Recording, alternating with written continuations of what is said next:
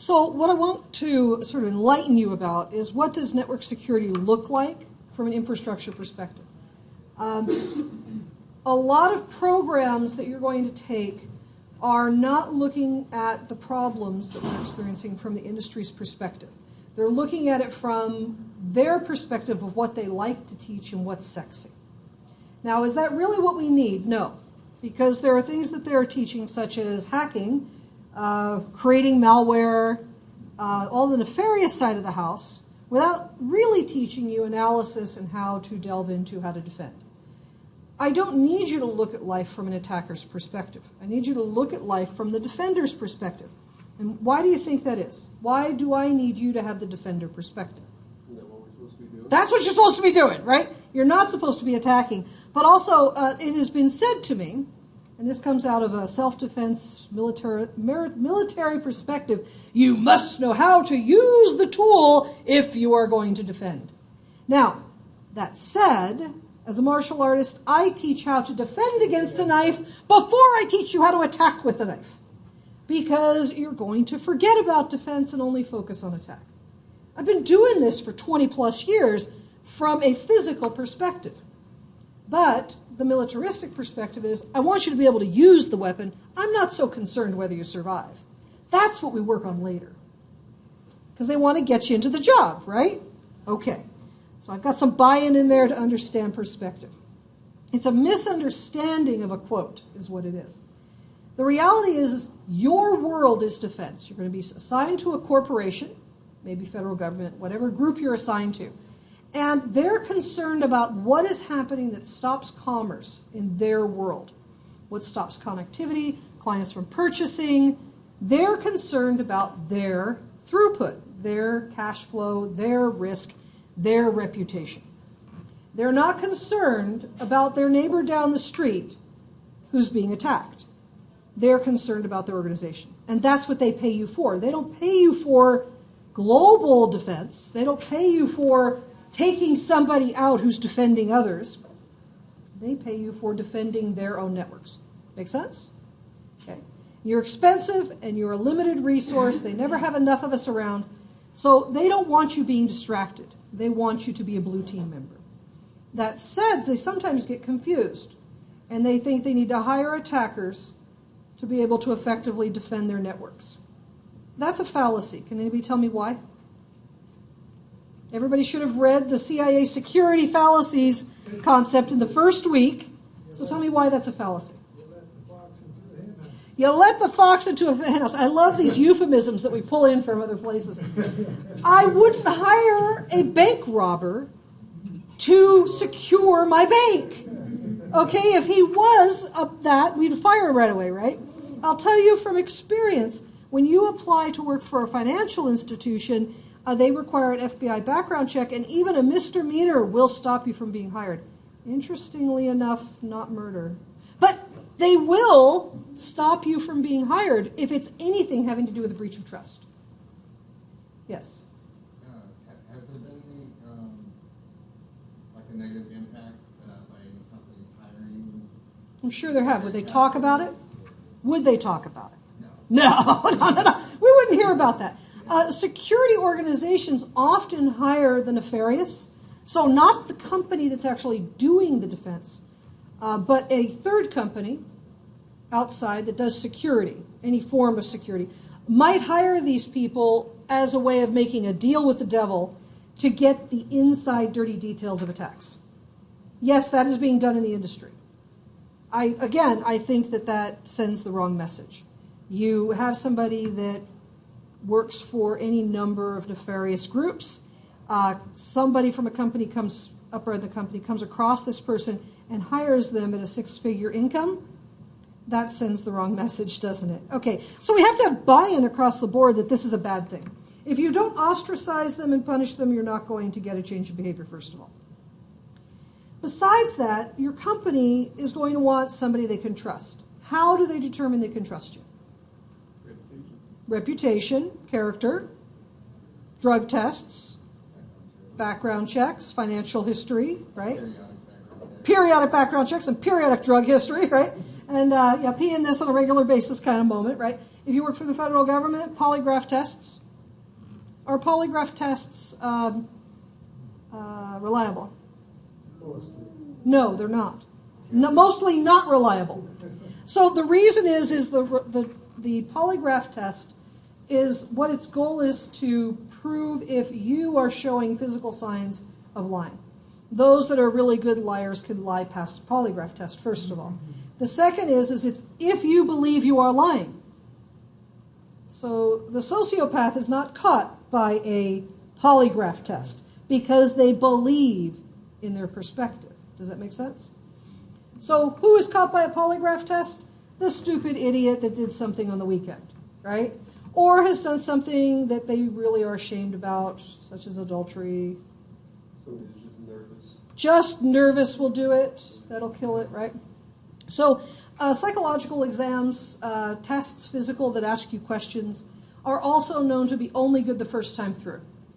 If you have taken more than one psychological exam or test for hire, you learn to game it. You know what the answer should be, hence you then change your answers to fit the test. So how do we know you're the good guy and not the weekend hacker, or you're going to use my systems against me, you're going to plant backdoors? How do I know? You never fully know, I guess. You never truly trust you. So if I'm at the top level of an organization, I am going to take the perspective of, yes, we trust you. Because I really don't trust you, right? I am going to take the perspective that every insider or user of a network potentially could be an attacker. Okay, that said, means you're being attacked from the inside and the outside, right? You are in a position where your developers could be working against you, your security people, your administrators. It's your risk to trust an employee. Because an employee can change their perspective, can't they? So, I'm going to talk to the loyalist. Federal government hires the loyalist to do some hacking and nefarious things, trains you highly, pays you well, gives you lots of pats on the back, life is good. Then a budget's cut. What could happen to you? You are also out the door because the budget was cut, right? The contract is done. Or maybe you piss somebody off and you are no longer the shining star. Now you're the one that they're moving more closely to the basement, farthest away from the water cooler, right? And farthest away from the good things that you like to do in the past. You're being punished. When a person believes they've been outed, what is your behavior? A negative behavior. What kind of negative behavior comes out of people being outed? Say again, disgruntled behaviors. You become an insider threat. Why in the world would I train you so highly and not pay attention to what you're up to? Right? You're not above any type of retribution. So, it's dangerous to be a red team person. I've already told you that your career is limited. I've already told you that potentially you could be thrown out to the dogs when something goes wrong. Why would you choose to be on a red team?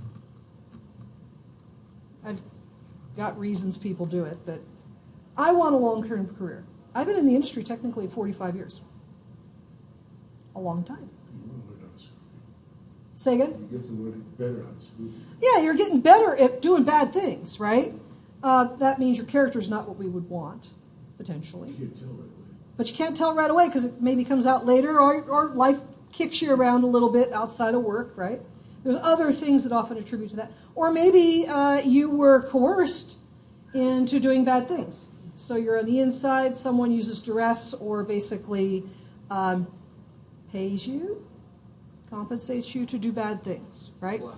Blackmail. There's lots of ways of doing that. So from that perspective, it might turn bad over time, right? So if you want longevity in our industry, it would be better to take the high road, wouldn't it? Doesn't mean you're safe, but you have to be really, really cautious about who you work for and what you do and what kind of activities you get involved with. And you protect your character. You protect your financial state. I'll let you know that bankruptcy will harm you if you want to work for the federal government. It does not harm you at the state, municipal, or industry level. Okay? But it does harm you for the federal level. So if that's something really important, honestly, it just means you apply to different jobs and you work for different entities. Just keep that in mind. Questions about this so far? Yes? One of the things that Ron and I were talking about is, we're both in our later 50s, and if we go into cybersecurity or any of this stuff, what was it, 4 or 5 years of working in this industry? Before we can get the CISSP. Yeah, how is this going to affect you? You can go for a CISSA earlier. So you can go for the associates earlier. And that's what my suggestion would be. You get a Security Plus. You can get the Cisco version of the Security Plus. Those are beneficial for you. Cisco routing and switching. Those are the ones that really tie together to get into our industry. You don't need a CISSP. It's more of a capstone. So really your question should not be whether you should go for a CISSP. Your question should be, which certs do I need to get started, and then how long do you think I'll work in the industry? That's that. That's really the question you're in. That's really the question you have. And I'll let you know that ageism exists, meaning organizations discriminate you based on age. I trained a group in Birmingham, UK. It's called Atos, and I had two of the individuals who are on the defense team come and talk to me during break, because this happens a lot when I'm often traveling.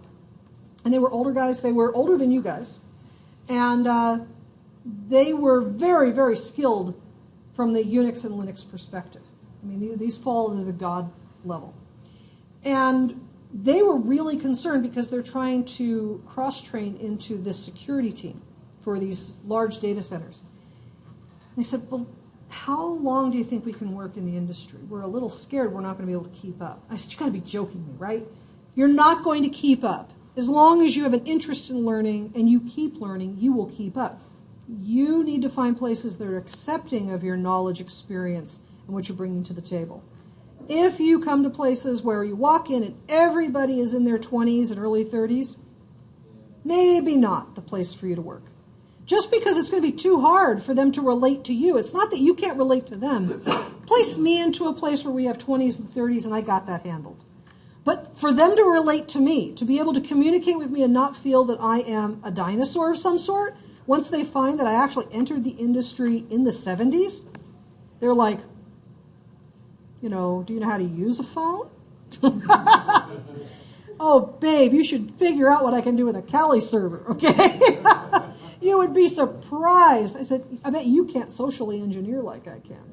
So the fact is that the gap exists, one, because you allow it to exist, and that's how you communicate. You communicate the gap.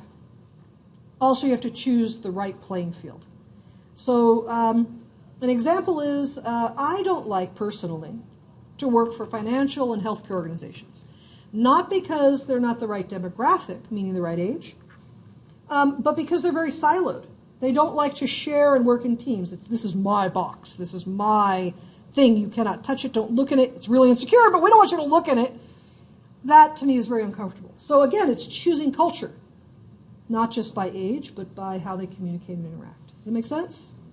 So just realize from people who are in HR, from people who are in industrial organizational psychology, and look at organizations and how they behave, look at individuals and how they behave, and also from feedback I get from students and people I know who interview, yes, age is really a big issue, and you're not going to be able to litigate against it. I have experienced in my lifetime repetitive situations, age and gender discrimination. So especially gender discrimination. Since I'm really until 2000s, I was the only female in many of the organizations I worked with. I actually experienced it in July. I went to training at the corporation I work with in Tel Aviv.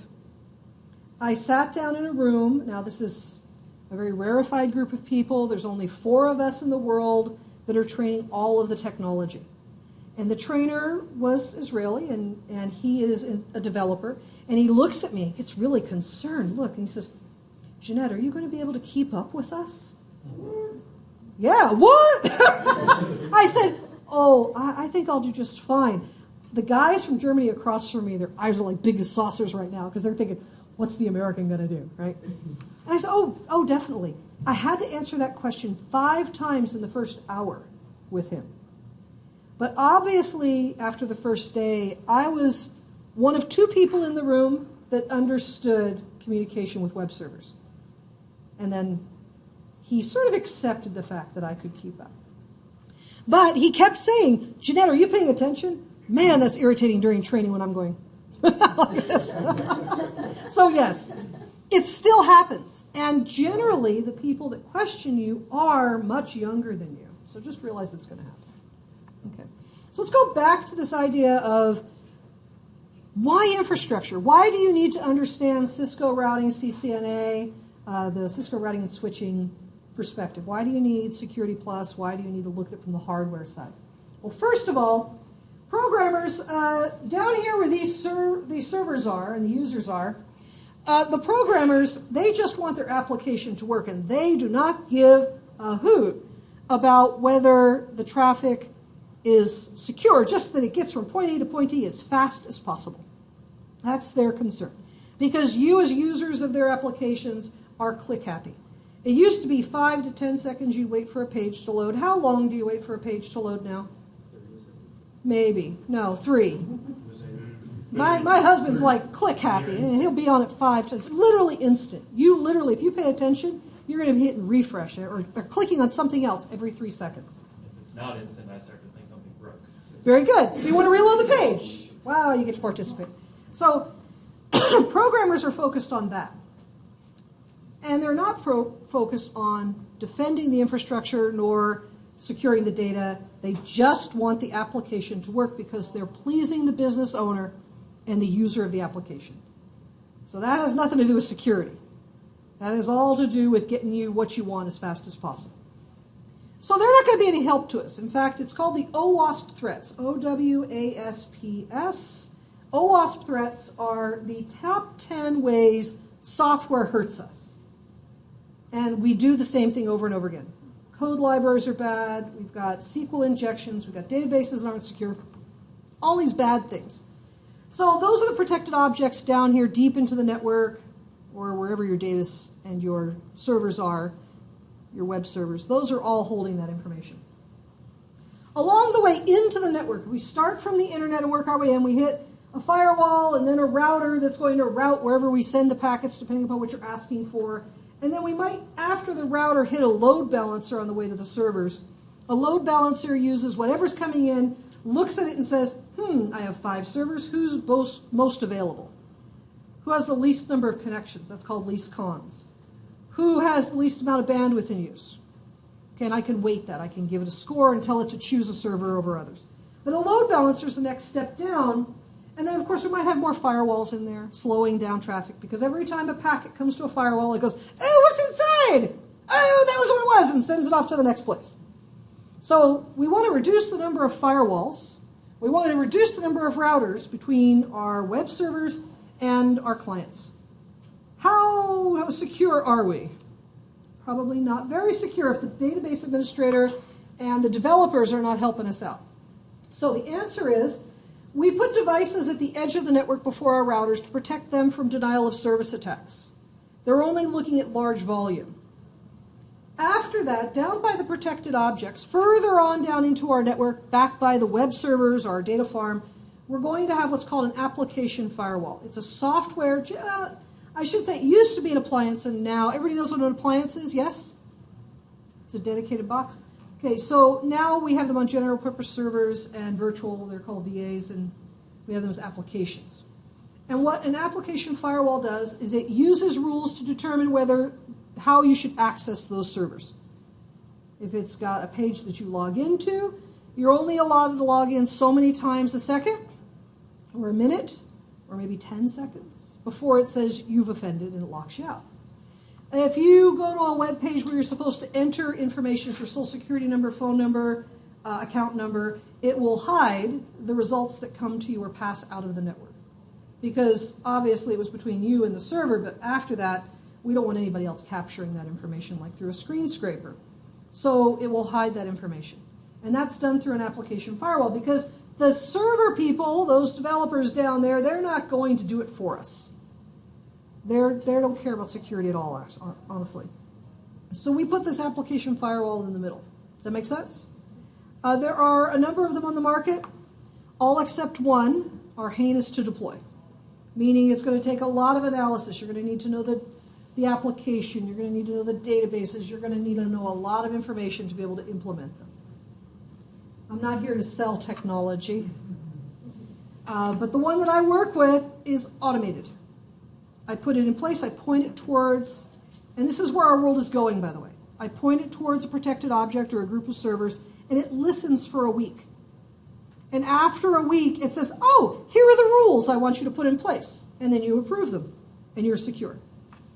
That is where we're going. That is what you need to realize is our world is not as deep. There's going to be a lot of people that are on the top level that are more operators of a sort with deep knowledge, but not like you've been in the industry for 20 years. So there's a lot of these jobs out there.